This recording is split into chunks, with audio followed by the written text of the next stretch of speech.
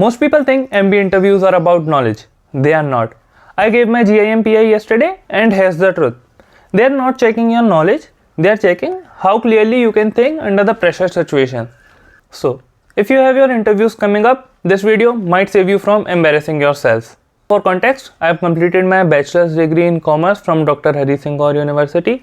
I have work experience of 16 months as an executive in e-commerce sector, and I am looking forward to work in a role of business analyst after completing my MBA. So basically all my questions and answers were related to these things only. My interview was scheduled on 23rd of Feb. It was an afternoon slot, and in my batch there were around 30 to 35 students. So in starting they gave us a brief introduction of the college. They were telling all about the committees and what all facilities that the college can provide. Later, after ID checks, our interview started. Mine was among the last 3 students, so we had to wait for a very long time, about 3 to 3.5 hours. In my interview, there were 2 panels, one male, one female, and both were around age of 28 to 30. So it was very much comfortable while having conversation with them. So let's start with my interview. The first question was TMA, but it was not a normal TMA.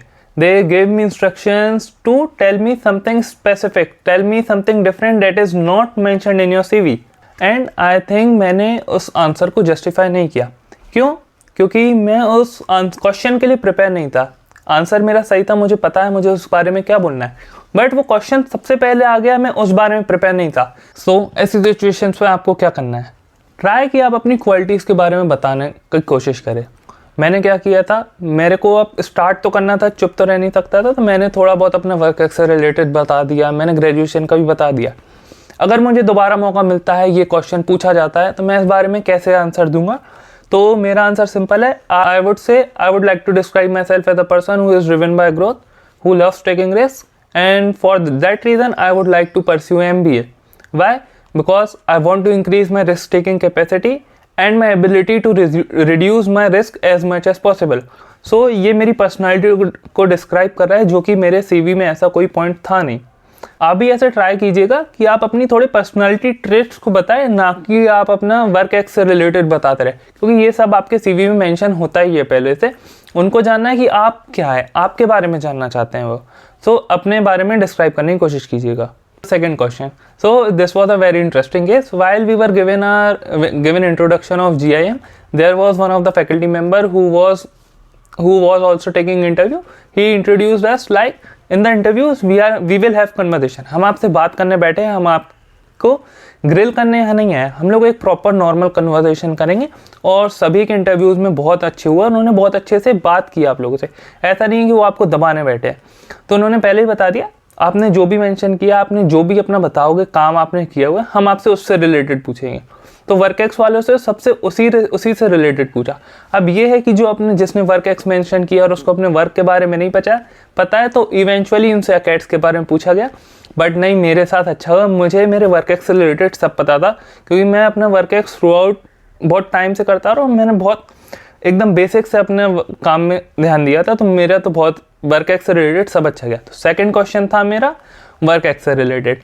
मेरे को अपना पूरा work ex को describe करना था, कहाँ हुआ, कैसे हुआ, और फिर मेरे उसी क्वेश्चन पे क्रॉस क्वेश्चनिंग होती गई. अब जैसे मेरा एक स्टार्टअप भी था, मैंने अपना स्टार्टअप भी मेंशन किया था. तो मेरे स्टार्टअप से पूछते गए. पहले पूछा रेवेन्यू क्या है, मैक्सिमम प्रॉफिट कब हुआ है, किस मंथ में आपने मैक्सिमम प्रॉफिट देखा है, एनुअल प्रॉफिट क्या है, आपकी स्ट्रेटजीज आपने कौन सी यूज़ की, आपकी लर्निंग्स क्या रही है. तो ये सब आपको रेडी रहना पड़ेगा. अगर आपने वर्क एक्स मेंशन किया है तो ये तो आपसे नॉर्मली पूछेगा ही, ये तो हर इंटरव्यू में पूछा जाएगा आपसे. Coming to third question, these questions are not number wise. मैं आपको जस्ट स्पेसिफिक बता रहा हूँ जो मतलब अलग से हाईलाइट हो रहे थे. जैसे वर्क एक्स में मैंने आपको वर्क एक्स बताया, तो वर्क एक्स से रिलेटेड में से 10-15 क्वेश्चन पूछे गए थे. तो मैं उसको नंबर, उसमें एक वर्ड मेरे को याद नहीं है, एक क्वेश्चन, तो मैं आपको पूरा वर्क एक्स बता दी. वर्क एक्स में से ये पूछा गया. Coming to the third question, उन्होंने मेरे से कहा कि ओके, आप ग्रेजुएशन कॉमर्स में किए, चलिए बताइए कॉमर्स मिनिस्टर कौन है इंडिया का. तो उस टाइम मेरे को याद था कि पीयूष गोयल है इंडिया का कॉमर्स मिनिस्टर. देन उस पर उन्होंने क्रॉस क्वेश्चन कर लिया कि अच्छा बताइए कॉमर्स मिनिस्ट्री और फाइनेंस मिनिस्ट्री में डिफरेंस क्या है. तो थैंकफुली मेरे को इसका भी आंसर याद था कि commerce ministry basically deals and trading deals उनको नेगोशिएट करना रहता है, उनका बेसिकली आपको कंट्री के लिए बेस्ट डील नेगोशिएट कर ले दूसरी कंट्री से। एंड फाइनेंस मिनिस्ट्री का ये रहता है सिस्टम कि कैसे आप अपना बजट अलॉट करें, कैसे कहाँ कितना स्पेंड करना है कंट्री की ग्रोथ के लिए। सो ऐसे मैंने समझा दिया उनको बेसिकली, तो मेरा आंसर ये भी सही हो गया। सो यार बेसिकली ये 3 क्वेश्चंस थे, मतलब 3 नहीं थे, ये मैंने आपको मेनली हाईलाइट कर दिया कि ये मेजरली ऊपर ऊपर दिख रहे थे ये क्वेश्चंस, और इन्हीं के अंदर क्रॉस क्वेश्चनिंग होती गई। पहले मेल पैनल ने मेरे से क्वेश्चंस पूछते गए, उनके आंसर दिए, फिर उसके बाद फीमेल पैनल ने सिमिलरली इसी से रिलेटेड मेरे वर्क एक्स से पूरे क्वेश्चन पूछते गए। So that was my interview experience. मेरा कैसा गया, अब इससे आप लोगों के लिए क्या लर्निंग है, आप लोगों को क्या अप्लाई करना है। फर्स्ट थिंग, आपको डॉक्यूमेंट्स ले जाने की कोई ज़रूरत नहीं है, वहाँ से आपका आधार कार्ड लगेगा और आपको साइन करना पड़ेगा बस। फिर उसके लिए जैसे ही आपका नंबर आएगा आपको इंटरव्यू के लिए बुला लेंगे। सेकंड थिंग, अगर आप नर्वस हैं, आप थोड़ा अनप्रिपेयर्ड फील कर रहे हैं, घबराइए मत। GIM का इंटरव्यू बहुत फ्रेंडली हो रहा है, बहुत it was like a normal conversation. Panels were not even trying to attack you. अगर आप कहीं अटक रहे हो ना, वो आपको सुन रहे हैं, आपको चांस दे रहे हैं कि आप अपना सेंटेंस कंप्लीट करो, आपको डरा नहीं रहे, आपके फेस पे स्माइल कर रहे हैं, जिससे आपको भी कॉन्फिडेंस आ रहा है, आप बोल सकते हो, आप अपने थॉट्स एक्सप्रेस कर सकते हो।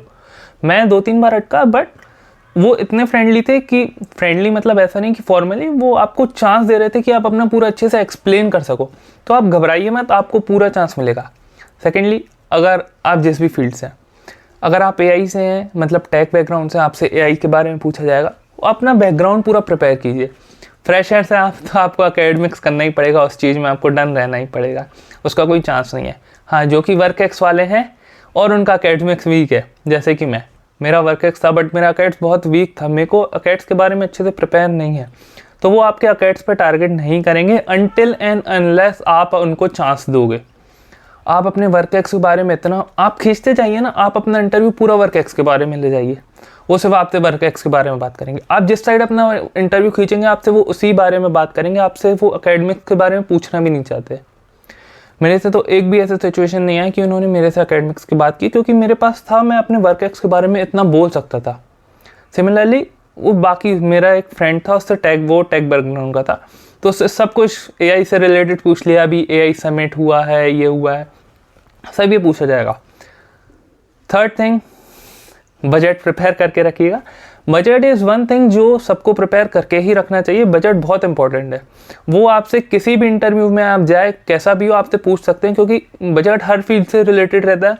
आप टेक बैकग्राउंड से हैं, टेक में ही बजट का कुछ इन्वेस्टमेंट है, और अगर आपसे स्पेसिफिकली बजट के बारे में नहीं पूछा है और आप अगर सामने से बता दें कि ओके सर ये क्वेश्चन है, इस बार के बजट में भी ये हुआ है, इस फील्ड के लिए, मेरी फील्ड के लिए ये आया है, तो आपको प्लस ब्राउनी पॉइंट्स मिलते हैं।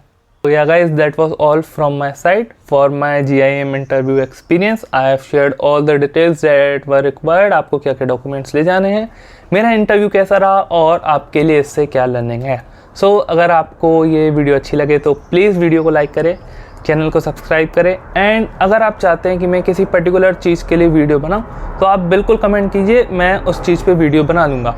और अगर आप कोई पर्सनल हेल्प चाहते हैं, अगर कोई पर्सनल टिप चाहिए, तो आप feel free to message me, I will answer your queries as soon as possible. Thank you.